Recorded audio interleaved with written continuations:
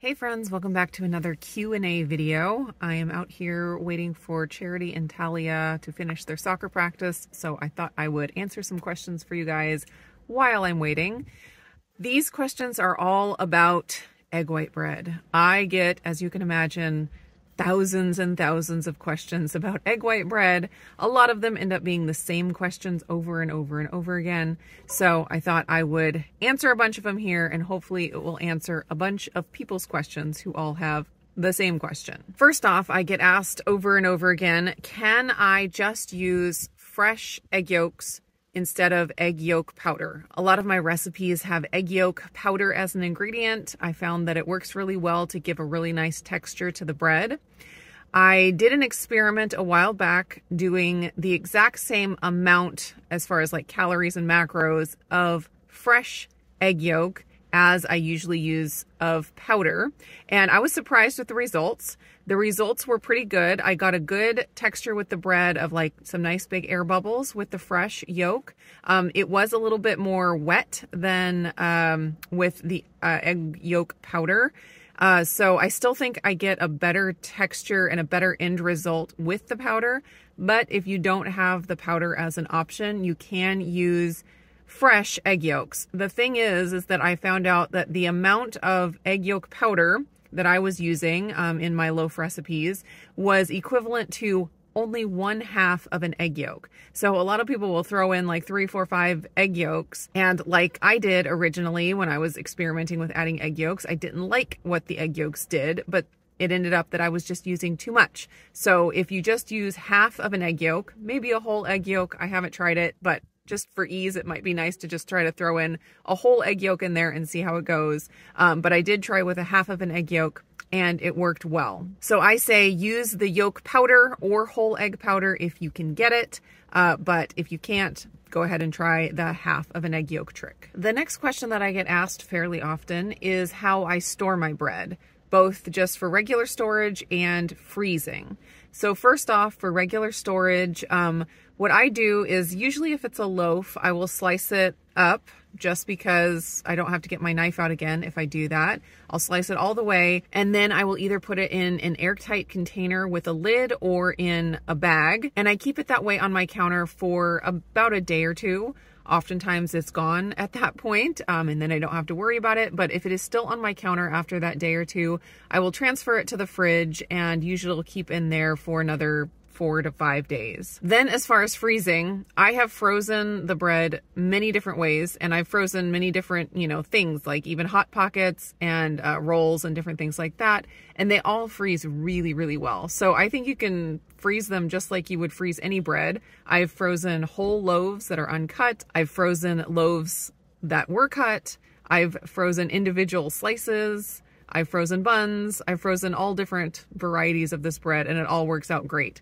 I don't recommend defrosting it in the microwave. It can get a funky texture if you do that. But if you just leave it on the counter, like for an hour, it'll defrost really fast. And if you're like just defrosting little buns or slices, individual slices, it's even faster. Super, super quick to defrost at room temperature, or for a little bit longer, you can just throw it into the fridge. A related question to that is, how long does the bread stay fresh? So kind of like I've already mentioned, couple days on the counter. If it stays out for, 3, 4 days, it starts to get moldy pretty fast. If I just throw it into the fridge as soon as it's cooled off, like right after baking, it usually is fine in there for at least a week. But if I leave it for, 8, 9 days, it'll start getting moldy in the fridge too. And then I'm not really sure how long in the freezer. I probably wouldn't freeze it for more than a month or 6 weeks, but I haven't experimented with that. Next question is about the stickiness. So with egg whites and cooking anything with egg whites, sometimes they can get sticky after they've been stored overnight or, after a little while. And if you've had angel food cake, like homemade angel food cake, it'll do the same thing. It's just something about the egg whites that kind of seep liquid afterwards. So it does happen to my bread sometimes. it's weird though, because it typically doesn't happen to my loaves that I make, but it does happen to the buns that I make. And I'm not sure what the difference is. So with my loaves and my slices of bread, I don't even have to worry about it at all. So I just eat those like, you know, right out of the container if, you know, I'm making something with a slice of bread. With the buns, especially like the butter buns, if they have salt on top, they can get sticky. But what I have found is that if you put them in the air fryer and toast the bun for about a minute at 350, 375, they come out like beautiful, crispy, like almost like fresh out of the oven again. They're really good. It like refreshes them beautifully and they taste amazing. So pretty much I don't worry about the sticky tops because I know that I could just throw it right into the air fryer for just like that 1 minute and they come out beautiful again. Next question is about adding things for flavor. I get asked often if I have tried adding yeast or nutritional yeast for flavor. And the answer is yes. I have several recipes that have yeast in them. I have done experiments with nutritional yeast, and I'm kind of a weird one that doesn't really like the nutritional yeast in the bread. A lot of people really love it. And I say, you know, if you like it, add it. It definitely adds a flavor. And so if you enjoy that, definitely add it. I do use regular active dry yeast in some of my recipes, like my butter buns have a yeast at the beginning where I put the yeast on the warm water with a little bit of honey in it, and the yeast eats the honey and it gives a really nice yeasty smell. And I still am undecided whether the actual end result has a yeasty taste or not. You can definitely smell it while you're making the bread, which is kind of nice. It feels nice and smells good. But if you were to give me a butter bun made with the yeast and a butter bun made without the yeast, and I tasted them side by side, I still don't know for sure if I'd be able to tell the difference and pick out the one that had the yeast in it. It would be an interesting experiment to do. I just haven't done it yet. So I say, if you want to, if you like it, go for it. But I don't feel like it's a, you know, make or break thing where it's a very vital ingredient to get a good result. And of course, the yeast is always just for flavor. It doesn't actually ferment the bread or make the bread rise, at least not in the recipes that I've done. Keto Upgrade, I think it was Keto Upgrade, she did a recipe video a while back where she actually used yeast in an egg white bread with psyllium husk, and she was able to actually get the bread to rise. I still have not tried that technique. It is interesting, but of course it's, you know, more time consuming because you have to find the place to let the, you know, the dough ferment and rise. But it would be an interesting thing to try. I was shocked that she actually was able to make that happen. I never would have even attempted it. She actually owns a keto bakery now, and she's baking this bread, you know, for customers and selling it. So obviously it works, and it would definitely be worth trying. I should actually do a recipe video on that. Give me a thumbs up if you think that I should do a recipe video on Keto Upgrade's fermented bread. Another question from a single person that wants to know, if you're going to do a smaller batch, do you just have the ingredients? The answer is yes. Just cut all of the ingredients in half. The cook time, since you're going to be cooking in a smaller loaf pan, like if you have a mini loaf pan, it should work great. You just want to reduce the cook time by probably 5 to 10 minutes. Just check it. And if it doesn't feel squishy anymore, feels, you know, firm and like it's done, pull it out. Don't cook it for the whole time if the loaf is actually smaller. Next question is it okay to substitute xanthan gum for gelatin? And the answer is yes. I actually got the idea to use gelatin in the bread because I had heard that in gluten-free baking, gelatin was used as a replacement for xanthan gum. And since I was having digestive issues with xanthan gum, I thought I'd try the gelatin. It worked magnificently, and I haven't looked back ever since. But if you want to use xanthan gum, you of course can in place of the gelatin. So I found in my butter bun recipe that 1/4 of a teaspoon of xanthan gum was equivalent to 1 tablespoon of gelatin in the recipe. So you can't just put in a tablespoon of xanthan gum. That's going to give you like a crazy end result. You can't substitute it 1 for 1, but you can do the 1/4 of a teaspoon to 1 tablespoon. In my bread recipes, like the loaf recipes, I use only a teaspoon of gelatin.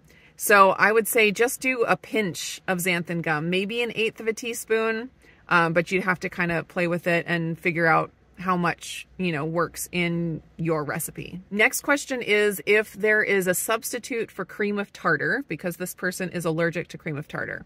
So I have heard that vinegar and I think lemon juice also will work in place of the cream of tartar. I don't know the exact amount. If anybody knows like a substitution amount for that, put it down in the comments and I will pin that comment if someone's able to answer that. But I've heard that both of those are good substitutions. Just some kind of vinegar, apple cider vinegar, or lemon juice. Next question is about which kind of gelatin I recommend. And so I like to use the Now brand beef gelatin.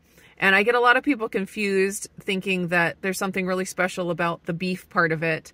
It's just the one that I like. It's just the one that I use, and it's unflavored. It doesn't taste like beef. It's just like plain gelatin. Jello, if you add flavors to it, you're gonna make your, fruity jello or whatever. So you can use any unflavored gelatin, Knox gelatin, the Great Lakes gelatin, any of those will work. It seems like some gelatins are stronger or more potent. I'm not sure the reason. So if you make the recipe with the amount that I recommend and you get any kind of weirdness, if it's too thick or not enough or whatever, then you can adjust based on how your gelatin works. I've heard that the Knox gelatin is a little bit more potent, so you might do a little bit less than what I recommend of the beef gelatin in my recipes. But I will put a link down to the Now brand beef gelatin that I get. I get the really giant tubs and it ends up being super cheap by the ounce. And as long as you don't let any moisture in the bottle, it keeps forever. So it's a money saver if you can buy the big bottle all at once. Next question was, can I add coconut flour to minimize egg taste? So first of all, I don't think the egg bread or egg white bread tastes very eggy to me. That's my own. So I don't have a taste in there that I feel like I need to cover up with anything. And I don't like coconut flour. So if I was going to try to cover up a taste with something, I definitely wouldn't choose coconut flour. Coconut flour really is absorbative. Is that a word? It really absorbs a lot of liquid. So adding it to the recipe could change the recipe completely. It might be a great addition. I've never tried it. I used coconut flour a lot back in my paleo days, back when it was like new on the market and really exciting. And there were so many recipes with coconut flour and I just got over it. Like now I don't even want the stuff in my house. I don't even want to smell it. So I haven't experimented with it, but it is a really interesting ingredient and can do, just really interesting things in recipes because of how absorbent it is. So if anybody experiments with coconut flour in the egg bread, I would love to hear about it and hear your results. These last two questions that I'm going to answer are specifically from my newest next level butter bread recipe where I use the frozen shredded butter in the recipe. The first one is, can this recipe be placed in a bun pan instead of the loaf pan? And the answer is yes, absolutely. I think it would be wonderful as buns, and I am going to be trying it. I do have my next level butter bun recipe. You may have already seen it by the time this video comes out. I think you will have already seen it.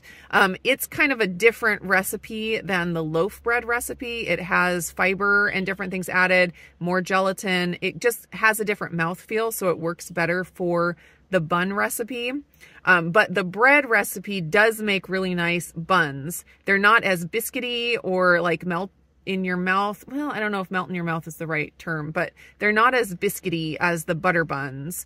They're more like bread rolls. So they're delicious as well. You're going to want to cook them less. So my next level butter bread recipe cooks for 45 minutes with the shredded butter in there. It takes a little bit longer to cook because of the extra moisture. So I would say probably try 30 minutes on the buns. Maybe check them at 25 minutes. It depends on how big they are, of course. So start checking them around 25 minutes. And then I expect they'd probably take around 30 minutes depending on size. Last question is, would it be okay to omit salt from the next level butter bread recipe since you're getting salt from the salted butter? That's an interesting idea, but for me, I think no. I think I wouldn't do that. One reason is because I liked the taste of the bread, the way it came out, so I didn't think it was too salty. If I felt like it was too salty, I might do something different. But the other reason is salt actually affects how the egg whites whip up. I've made the mistake of forgetting to put in salt before, and I didn't get the same texture of the bread in the end. So I found that salt is actually not just for flavor, but it's actually an important ingredient to get the right texture in the bread. So if I were to think the bread was too salty and want to reduce the salt, I'd probably just move to an unsalted butter at that point and still put the salt in the bread. All right, I think that is it for my Q&A egg white bread edition. I hope that was helpful. If you have more questions either about egg white bread or anything else about what I share here on YouTube, feel free to put it down in the comments and I will try to get it into a Q&A video. I haven't done a Q&A for a while since we were on vacation and I just didn't get one out, but I want to start getting back into the routine of getting one out about every week or 2 weeks if I can. So leave your comments down below and I will see you again in the next video.